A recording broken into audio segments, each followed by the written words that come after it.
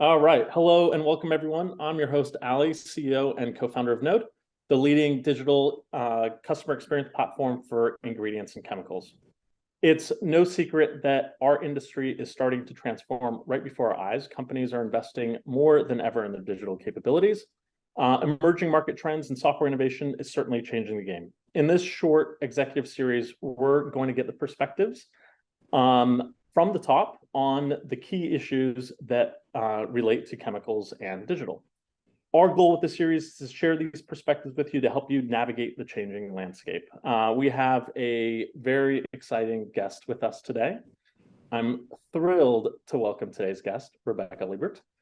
Rebecca is president and CEO of the Lubrizol Corporation. She leads the global specialty chemicals company in pursuing its mission to continually innovate, solve its customers' most complex challenges, and help millions of people around the globe move cleaner, create smarter, and live better every day.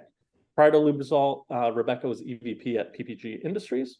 I'm just getting to know Rebecca, but I can certainly tell you that she's an amazing human being, and I'm so glad that she's with us today. Rebecca, thanks so much for making the time. Anything that you want to share about yourself and Lubrizol before we jump right in? Ali, thanks for having me. Well, let me just tell you and your watchers a little bit about Lubrizol. As you mentioned, we're a specialty chemical company. We were formed in 1928 to solve the problems for those initial automobiles. You know, they were creaky and the engine seized up and you needed lubrication for all of that. Over the years, we've transformed to enable cleaner fuels, better mileage of your vehicles, longer wearing vehicles. The average car today is almost 13 years. And that's possible because of products that Lubrizol would make. In addition, in the early 2000s, we bought a former division of BF Goodrich that doubled the size of the company, and so expanded us into everything from health, beauty, home, and a lot of engineered products. So we're a pretty diverse company serving lots of people around the world. You probably use more Lubrizol products in products that you use every day than you know about.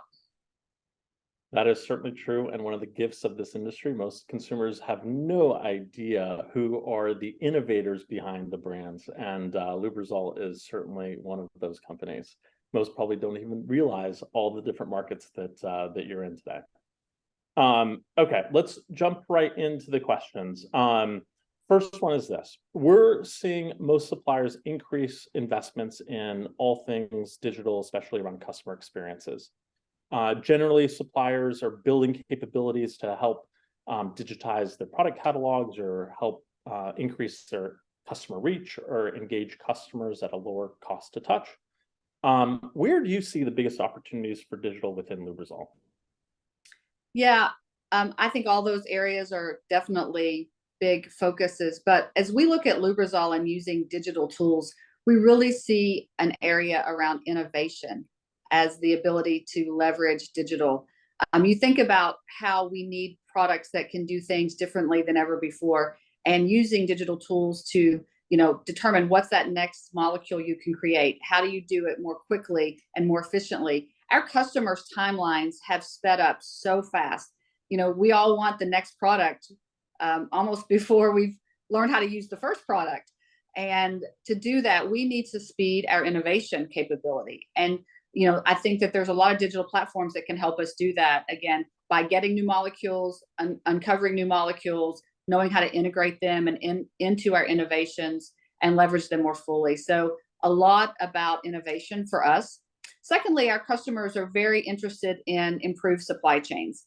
And that really can't happen unless we get better at manufacturing and using digital capabilities in our manufacturing assets so that we are using all the automation that are on our current equipments, but then linking it even further downstream into our supply chains, our inventories, our shipping, our logistics, our inventory availability. All of that has to be linked up so we can be more or less, an Amazon-like experience for the chemical industry. We have a lot of heavy lifting to do there as an industry, and I know Lubrizol as well, but we're putting our effort behind it. I love that you brought up that second use case. I mean, that is a topic that is top of mind for many, many CEOs. And what you just did in terms of understanding the root of the problem that's kind of holding the industry back from being able to provide those e-commerce experiences are really important. A lot of times folks just see the kind of the front end and disregard all the things that kind of need to happen in the back end in order to support the front end. It is incredibly complex to be able to do simple things like present inventories in the user interface for customers. But it's amazing that you guys are thinking through all that. Yeah, it is. Because it is complex, because unlike when we go to buy something on the shelf, or we would buy something that could be just shipped to our house, oftentimes it's shelf ready, right? It's available. But lots of our products are made specifically for customers.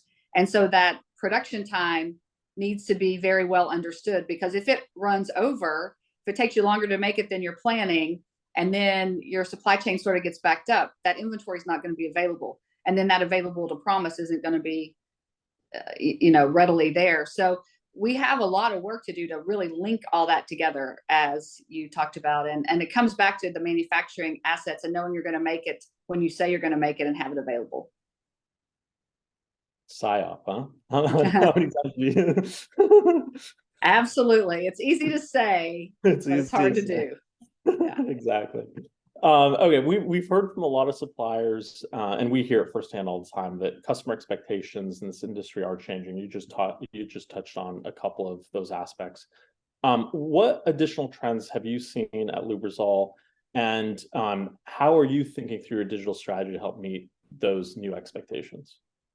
Well, I think the biggest trend right now is sustainability. Whether you want feedstocks that are made from sustainable, bio-based methods, or you want things that can biodegrade or have other types of sustainable attributes, we're going to have to track all that, right? And that's going to mean that we need digital information that comes from way upstream, whether it's a fermentation-based product and how that's coming into our network, or whether it's a bio-based product or a fossil fuel base that might be made with lower carbon. We have to collect all that information and track it in some type of digital network. And we all need to do it in a similar way, or it's going to be almost impossible for us to add up all of that sustainable value that we're creating.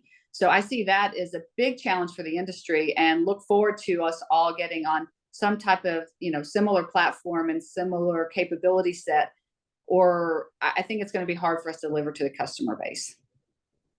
Of all the requests that we hear at Knowde from the customer's customer, what you just brought up is by far the most common at this point. I mean, the amount of times we get questions and requests from the P&Gs and the Unilevers and everybody else out there around carbon footprint data and any sort of sustainability data, it's exploded over the past year and a half to 2 years. I mean, it was always kind of top of mind for a lot of customers, but now it is by far the most frequent requests that we get. And that's standardization that you refer to, I think, is so important, because it's kind of hard to tell how people are measuring it, and most folks aren't ready to kind of disclose that data yet. Yeah, yes, that's something definitely as an industry and broader that we're going to have to do, right? Because many of those feedstocks today are not coming from our traditional industry. It was easy when they were all coming from the same set of suppliers and the same set of plants and, basically oil or natural gas, right? But now they're coming from anything, from, as I mentioned before, fermentation, coming from ag and other areas. So we've got to figure out how to get all of those suppliers also working through the analysis in a consistent way. Totally. Okay, on to the last question, and this is my favorite question. Mm-hmm. When times are good in our industry, a lot of folks, just sort of continue doing the same things they always do because they believe it's working, like in 2021, 2022. But then when there are market headwinds, people still in those environments continue doing kind of what they've always done. What advice would you give industry leaders as they're attempting to balance short-term challenges with long-term investments, especially in tech?